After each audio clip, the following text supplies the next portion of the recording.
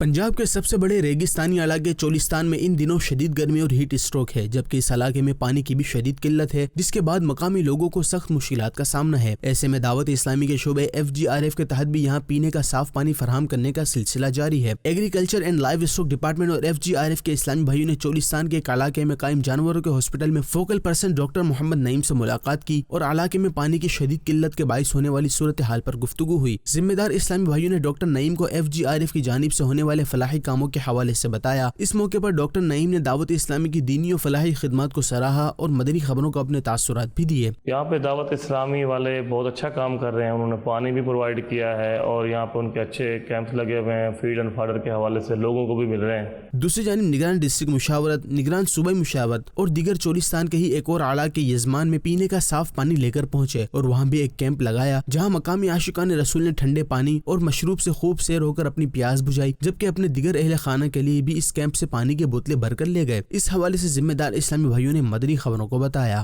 یہاں جو RO plant کا ہم نے لیا ہے، یہ تقریباً 6000 گیلن کا ہے، 1 ٹن جس کو کہتے ہیں، 1 ٹن پانی یہاں سے آگے جا سکتا ہے، صاف پینے کا پانی۔ کم بیش 25 لاکھ روپے اس کی لاگت ہے۔